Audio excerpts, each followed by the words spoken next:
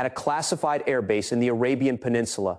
The pre-flight preparations for a strategic strike mission have already begun. 4 F-35, a Lightning II stealth fighters, sit on the apron under protective shelters, their angular surfaces designed to deflect radar signatures. Ground crews move methodically around each aircraft, conducting final checks before the sortie. The weapons loading process starts with the internal bomb bays.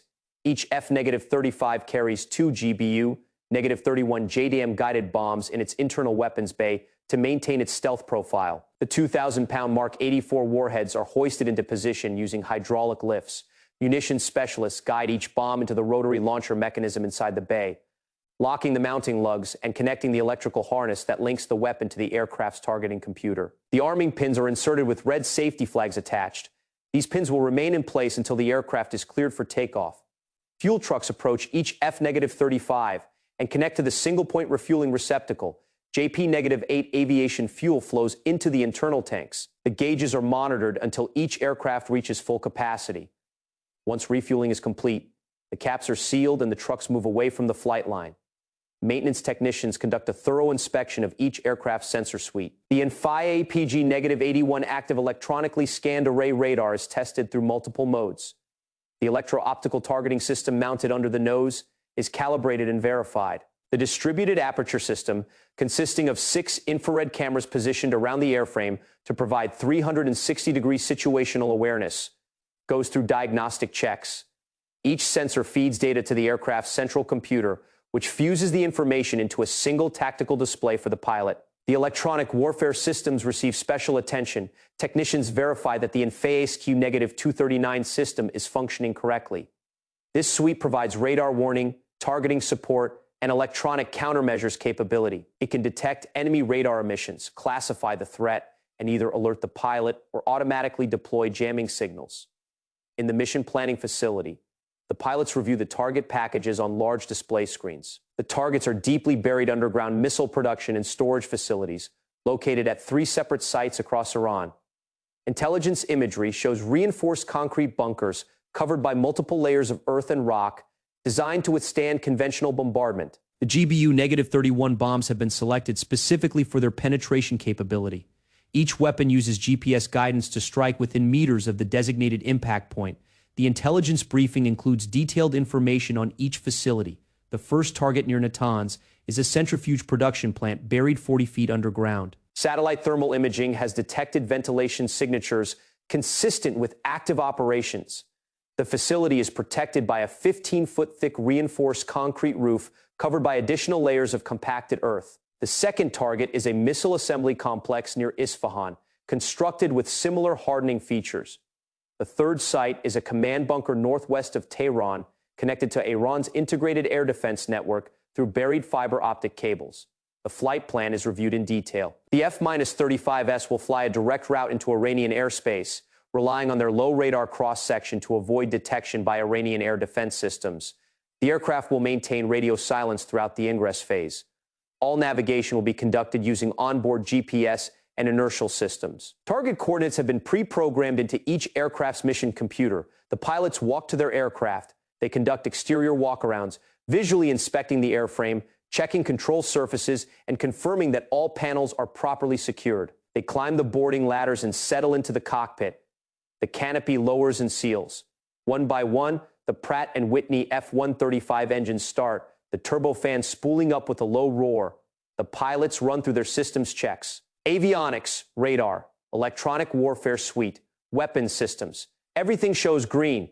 Each pilot verifies the mission data loaded into the aircraft computer. The target coordinates, weapon release parameters, and return route waypoints are all confirmed accurate. The helmet, mounted display system is tested. This system projects critical flight information and targeting data directly onto the pilot's visor, allowing heads-up operation throughout the mission. The tower clears the flight for taxi. The 4 F-35S roll out from the shelters and proceed to the runway in single file. At the threshold, the lead aircraft receives clearance for takeoff.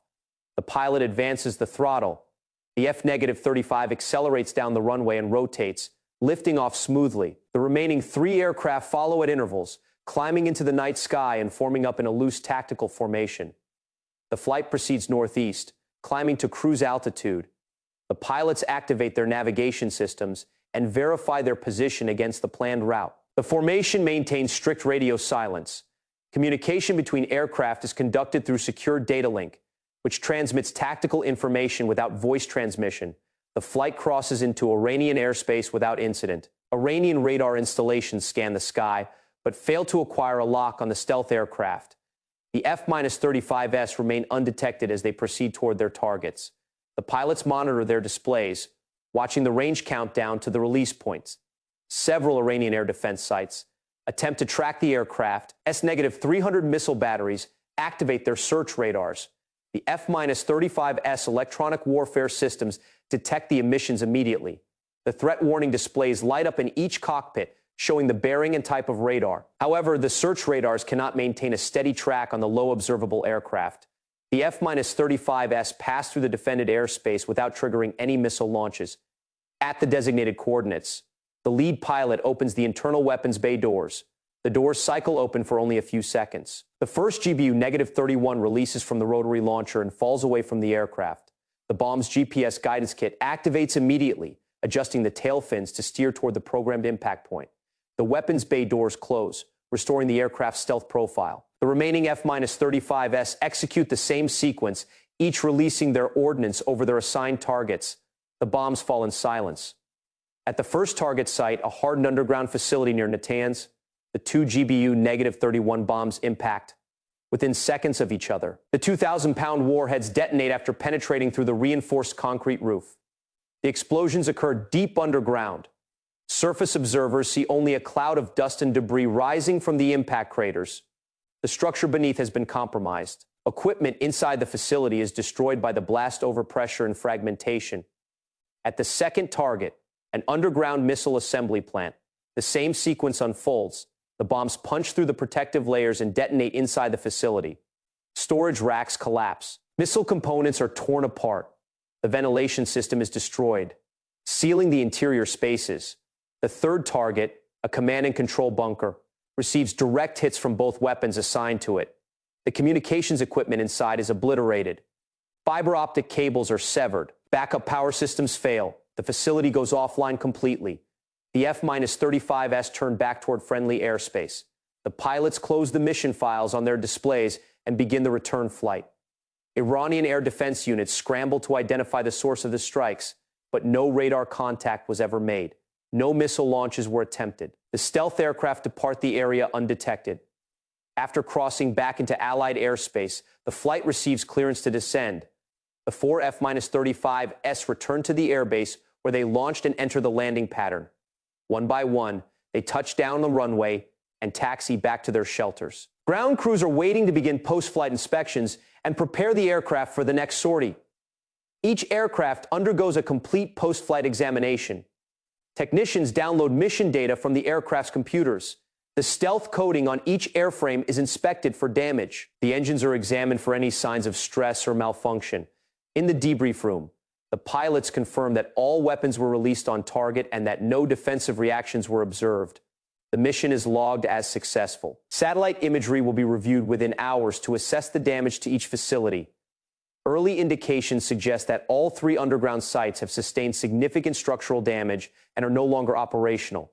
Meanwhile, intelligence analysts compile reports on secondary effects. The destruction of the missile production facility will disrupt Iran's ability to manufacture precision-guided munitions for an extended period.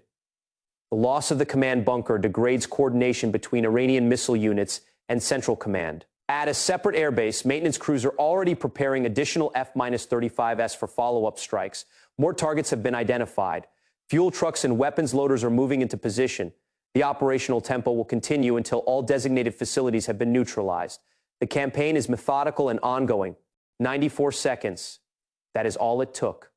Congresswoman Jasmine Crockett stood up, held a banking document above her head, and asked the question that would create one of the longest silences in congressional hearing history. Mr. Miller, who approved transferring $673 million from DHS operational funds to 3 offshore accounts in the British Virgin Islands, and who signed off on routing that money through shell companies with no employees, no business history, and addresses that lead to empty offices. Miller's face went completely still, not frozen in thought, still, like a man who just realized every exit door locked simultaneously. His lead attorney grabbed his wrist under the table. Too late. The document was already on every screen in the chamber, and Crockett had not even started the timer yet. If you are new to Patel Report Files, subscribe right now, because what you are about to witness is 94 seconds where Stephen Miller had every opportunity to defend himself, but chose complete silence instead. House Oversight Committee, room 2154, Thursday morning, 10:41 a.m. Eastern. The hearing was listed as routine review of Department of Homeland Security financial controls, routine. That word appeared in the agenda 3 times. It was wrong every single time. Crockett arrived 35 minutes early carrying a folder marked with 3 red stripes. Security protocol for classified financial documents. The guards recognized the marking immediately. They did not scan it. They knew better. Miller walked in at exactly 10:15 a.m. 4 attorneys this time, not 3-2. Senior advisors flanking him. That confidence he always projects walking into these chambers. Shoulders back, expression neutral, prepared remarks in a leather portfolio. He adjusted his tie once, Saturday down, looked almost relaxed during the opening statements. He thought he knew exactly how this would unfold. He was catastrophically wrong. The first hour moved exactly as Miller expected. Questions about budget oversight procedures, internal audit compliance, vendor management protocols. Miller delivered smooth answers, professional tone, measured responses. He referenced federal acquisition regulations twice, cited OMB circulars from memory. He was in his element. Then Crockett took the microphone and everything changed instantly. Mr. Miller, let's talk about the 28th of February. The room temperature seemed to drop 5 degrees. The 28th of February, not last quarter. The 28th of February specific dates in congressional hearings means someone did homework, serious homework. Crockett opened the red striped folder slowly. On the 28th of February of this year, the Department of Homeland Security initiated 3 wire transfers totaling $673 million from the emergency operations account. She pulled out the first document, Federal Reserve wire confirmation records. Date stamped. She held it to the document camera. The image filled every monitor in the chamber. Transfer 1, $224 million to Consolidated Maritime Solutions, LLC, registered address, Georgetown, British Virgin Islands. Transfer 2, $227 million to Global Security Infrastructure, Ltd., registered address, Georgetown, British Virgin Islands. Transfer 3, $222 million to Advanced Border Systems, Inc., same registration address. She set the page down with deliberate precision. $673 million, 3 companies, all registered at the exact same address in an offshore tax haven. All transfers executed within 47 minutes of each other. She looked directly at Miller, who approved these transfers. Miller leaned forward slightly. Congresswoman, emergency operations funding requires rapid deployment capabilities. The vendors you are referencing are established contractors who operate under expedited procurement protocols that allow for I am going to stop you right there. Crockett pulled out a second document because I pulled the incorporation records for all 3 companies. She opened to a flag section, Consolidated Maritime Solutions, LLC Incorporation, date the 14th of February, Global Security Infrastructure, Ltd. Incorporation, date the 15th of February, Advanced Border Systems, Inc. Incorporation, date the 16th of February. She looked up Mr. Miller. The companies that received $673 million in taxpayer funds did not exist until 2 weeks before the transfer. The murmur in the gallery started low and built quickly. But here is where it gets very interesting. Crockett was not finished building her case. She pulled out a third document. I subpoenaed the corporate registration filings from the British Virgin Islands. All 3 companies list the same registered agent, a corporate services firm called Apex Worldwide Services. She held up a photograph. This is the physical address for Apex Worldwide Services in Georgetown.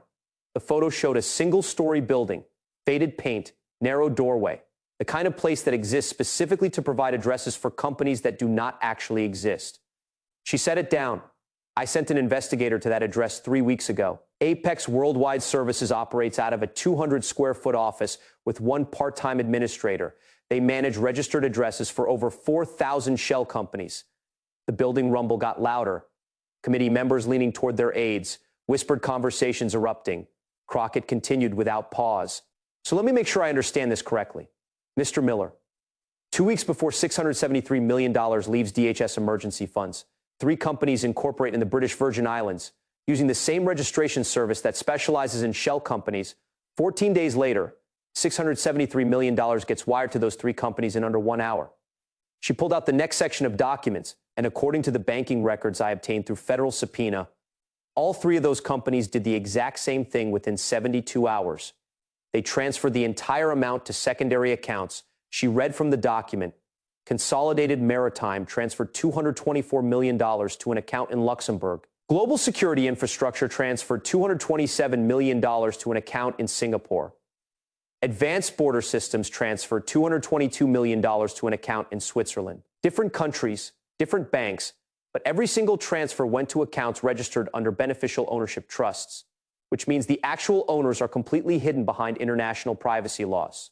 Miller's hands went flat on the table, that small tell, the one that shows up when he is calculating his options and realizing none of them are good. Crockett kept building. Now, Mr. Miller, I know what you are thinking. You are going to tell me these were legitimate security contractors. You are going to say emergency operations require confidentiality. You are going to claim this all falls under classified procurement procedures. She paused for 3 full seconds. So I did something very thorough. I contacted every single DHS office that handles emergency procurement. Acquisitions, operations, logistics, field services, all of them. She pulled out a stack of response letters, 27 offices. I asked one simple question. Did your office request, approve, or have any knowledge of $673 million in emergency contracts to Consolidated Maritime, Global Security Infrastructure, or Advanced Border Systems? She held up the stack. Every single office said no. 0 offices knew about $673 million leaving the department. 0 offices requested those vendors. 0 offices approved those contracts. The room went completely silent. Not the polite quiet of people waiting for the next question. The heavy, suffocating silence of people watching something much bigger than they expected unfolding in real time. Crockett set the letters down carefully. So if no office in DHS requested these contracts and no office approved these vendors, there is only one place that authorization could have come from. She pulled out the final document, the wire transfer authorization form, Federal Form SF-1166. She zoomed in with the document camera. At the bottom of this form, Section 9, Executive Authorization for Transfers exceeding $500 million. There is a signature. She let the image sit on the screens for 5 full seconds. Your signature, Mr. Miller, the 28th of February, 10:17 a.m. Now I need to stop here and say something. If you believe $673 million of taxpayer money moving to shell companies deserves an explanation, share this video right now. Click that like button. Hit subscribe. Turn on notifications. We have got 7 days to make sure this reaches everyone who needs to see it. Do it now. Then keep watching because Miller's silence is about to become deafening. Crockett stepped back from the microphone for just a moment, let the evidence sit. Then she came back. Mr. Miller, I am going to ask you directly, who approved transferring $673 million to 3 shell companies that did not exist 2 weeks earlier? Who authorized routing that money through offshore accounts? And why is your signature on the authorization form when no office in DHS requested these contracts? Miller opened his mouth. Nothing came out. He closed it. His lead attorney whispered something urgent. Miller shook his head once short. Sharp number. And that is when the silence started.